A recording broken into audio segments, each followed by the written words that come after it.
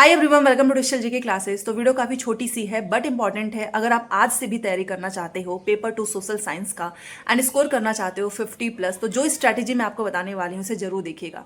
बहुत सारे लोगों के मैसेज आते हैं कि क्या आज से भी हम 1 महीने में तैयारी कर सकते हैं। तो जी हाँ, बस डेडिकेशन होना चाहिए और जो चीज़ें मैं आपको बता रही हूँ अगर आपने उसको फॉलो किया तो आपके स्कोर अच्छे आएंगे। देखिए, सोशल साइंस में 60 नंबर का ये पेपर होता है और 60 में से अगर आप 50 भी लेकर आते हो तो कहीं ना कहीं पेपर 2 आपका ऐसे ही पास हो जाएगा।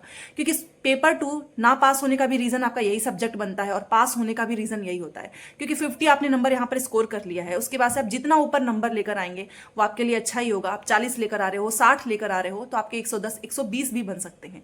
बट उसके लिए जरूरी है कि आप सोशल साइंस में अच्छे से मेहनत करें और 1 महीने में भी तैयारी हो सकती है। इसलिए चैनल को सब्सक्राइब जरूर कर लीजिएगा, क्योंकि यहाँ पर डेली शाम को सोशल साइंस की ही क्लास होती है, शाम को 6 बजे।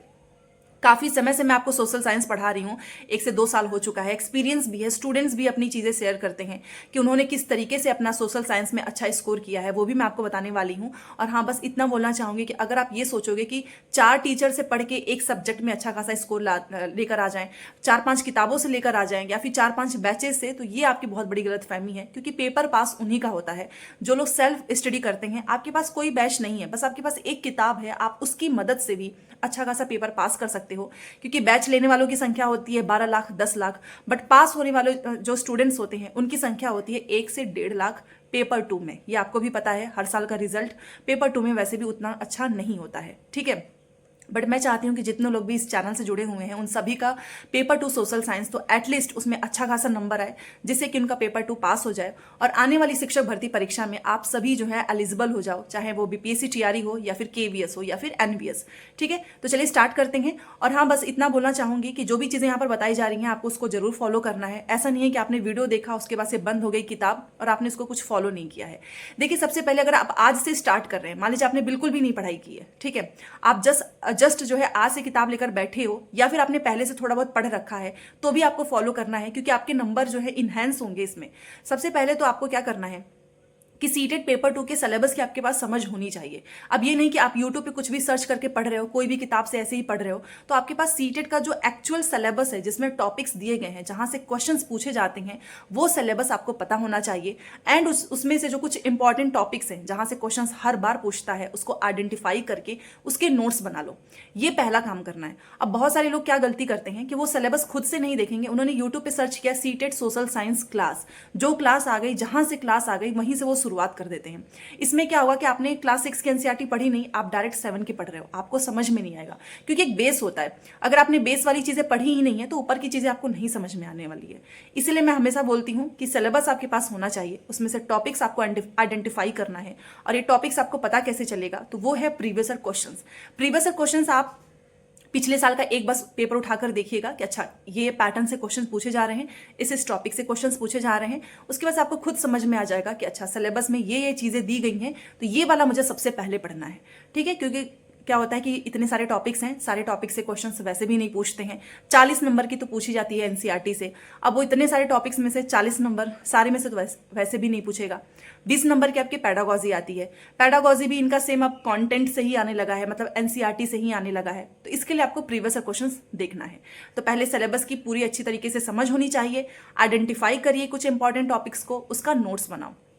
दूसरा है, और जो कि मैं हमेशा ही बोलती हूं, कि आपको प्रैक्टिस जरूर करनी है। अब आपने जितना पढ़ा है उसका रिवीजन करें और उससे रिलेटेड क्वेश्चंस की प्रैक्टिस जरूर करो। अगर आपने क्वेश्चंस की प्रैक्टिस हर दिन की है तो एनालिसिस आप करेंगे, आप खुद का असेसमेंट कर सकते हो कि आपके कितने स्कोर बढ़ रहे हैं, कहाँ पर आपके स्कोर कम हो रहे हैं। ठीक है, तो इसके लिए जरूरी है कि आप स्टडी प्लान बनाएं। आपको हर दिन जो है कुछ घंटे जो है कुछ डिफरेंट टॉपिक्स को जो है डेडिकेट करना चाहिए। जैसे कि मान लीजिए आपने हिस्ट्री के कुछ टॉपिक्स आज पढ़ लिया 1 घंटे में, कुछ ज्योग्राफी का पढ़ लिया, कुछ पॉलिटी का। इससे क्या होगा कि आपने एक दिन में तीनों के तीनों सब्जेक्ट्स के कुछ ना कुछ इंपॉर्टेंट टॉपिक्स आपने पढ़ा हुआ है। तो बर्डन भी नहीं होगा, ना ही टेंशन होगी कि आगे जो है किस तरीके से हमारा कवर होगा। तो सिलेबस तो आपके पास होना ही चाहिए, आपके पास जो है प्रीवियस क्वेश्चन भी होना चाहिए, प्लस जो मैंने अभी आपको बताया है कि स्टडी प्लान बनाइए और हर दिन उसको अचीव जरूर करें कि आपने पूरे दिन में कितने घंटे पढ़ाई की है और क्या क्या टॉपिक्स आपने पढ़ा है। ये स्टडी प्लान है। और प्रीवियस क्वेश्चंस तो मैंने हमेशा से बोला है कि इसकी मदद से सिर्फ आपका स्पीड नहीं बढ़ता है, आपको एग्जाम पैटर्न समझ में आएगा। एंड देखिए, बहुत सारे क्वेश्चंस, अगर आपने 10 साल प्रीवियस क्वेश्चंस किए हुए हैं सोशल साइंस के, तो क्वेश्चंस रिपीट होते हैं। अब ये 10 साल का मैं क्यों बोलती हूँ, क्योंकि 10 साल वाले अगर आपने कर लिए तो आपको समझ में आ जाएगा कि कुछ ऐसे टॉपिक्स हैं जो कि हर बार पूछा जाता है, कभी भी सीटेट इसको मिस नहीं करता है। इसीलिए जरूरी है कि आप जो है अपना प्रीवियस क्वेश्चंस एटलीस्ट हर दिन तो आपको करना ही है, क्योंकि अब एग्जाम का समय आ चुका है, तो प्रैक्टिस ही ज़्यादा इंपॉर्टेंट होती है। उसके बाद है कि आप अपना नोट्स बनाओ।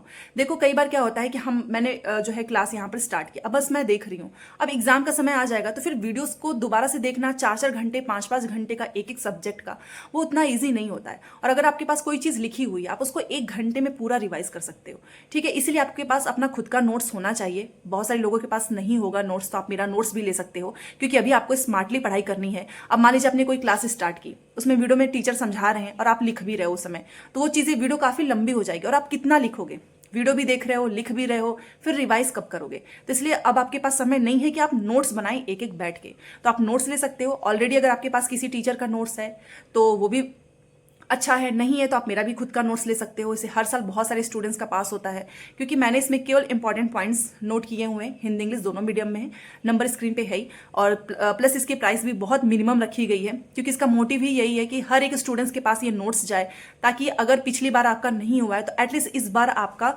जरूर हो जाए। और रिवीजन करने में एक फायदा ये भी होता है नोट से, कि मान लीजिए कुछ आप प्रीवियस क्वेश्चन कर रहे हैं, आपने प्रिंट करा के रखा है, आपको लगा कि यार ये कुछ एडिशनल पॉइंट आया है, तो आप उसको तुरंत लिख लेते हैं अपने कॉपी में।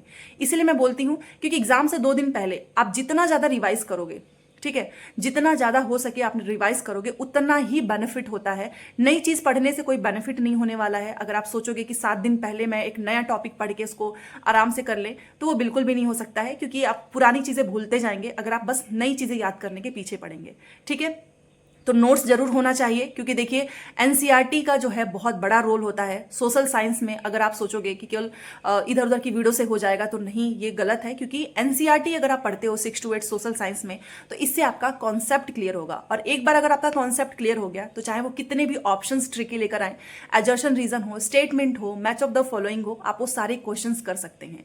तो इसलिए एनसीईआरटी को आपको इग्नोर नहीं करना है। एनसीईआरटी की किताब आपके पास होनी चाहिए।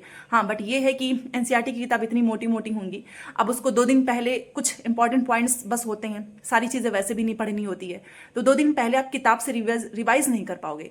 इसीलिए 60 पेज हो गया, 50 पेज हो गया, उसमें पूरे आप 6, 7, 8 की पूरी एनसीईआरटी आपको एक साथ जो है वो समअप करना है, सो दैट आसानी हो रिवीजन में, ठीक है। तो ये जो चीजें मैं आपको बता रही हूँ, आपको इसको जरूर फॉलो करनी है, प्रैक्टिस जरूर करना है, क्योंकि प्रैक्टिस से आप अपना असेसमेंट कर पाओगे कि आखिर में अभी आपके 30 नंबर आ रहे हैं। फॉर एग्जाम्पल, आज आपने प्रीवियस क्वेश्चन किया, आपके 30 नंबर आए, तो आप उसमें देखोगे कि बाकी के 30 नंबर आपके कहाँ गलत हुए हैं। अब वो 30 नंबर के लिए आप पूरा एनालिसिस करोगे, आइडेंटिफाई करोगे, दोबारा से उसको आप पढ़ोगे। तो ये दोबारा से पढ़ने का मतलब आपने एक बार और अच्छे से रिवाइज किया। अगली बार जब आप देंगे तो आपके 40 नंबर आएंगे, फिर 50 आएंगे, इस तरीके से स्कोर बढ़ेगा। एक दिन में कभी भी स्कोर नहीं बढ़ता है, इसके लिए हर दिन की मेहनत होती है। अभी आपको एक्स्ट्रा टाइम देना होगा, क्योंकि 1 महीने का समय बचा हुआ है। तो अभी से आप स्टार्ट कीजिए, सिलेबस को डाउनलोड कर लीजिए, आइडेंटिफाई कीजिए, उसके बाद एनसीईआरटी पढ़िए, देन आप प्रीवियस क्वेश्चंस कीजिए और अपना स्टडी प्लान जरूर बनाइए। और इसमें बस मैं बोल रही हूँ तो आप ये सोचेंगे कि बहुत सारे स्टूडेंट्स इस चीज़ को फॉलो पता नहीं करते भी होंगे या नहीं, बट ऐसा नहीं है। हर साल जो स्टूडेंट्स पास होते हैं वो अपना फीडबैक देते हैं कि उन्होंने किस तरीके से पढ़ाई की है, और जितने भी स्टूडेंट्स मिलते हैं उनका सिर्फ एक चीज़ रहता है कि हमने एनसीईआरटी को इतने अच्छे से पढ़ा था, प्रीवियस क्वेश्चन इतने अच्छे से किया था कि हमारा टाइम मैनेजमेंट बहुत अच्छा हो गया था। सोशल साइंस में हमने बहुत कम समय में सारे क्वेश्चंस अटेम्प्ट किए, जिसका जो उन्होंने समय बचाया था वो समय उन्होंने लगाया था पैसेज में। तो ये सारी चीज़ें आपको फॉलो करनी है, और वीडियो काफ़ी लंबी हो जाएगी।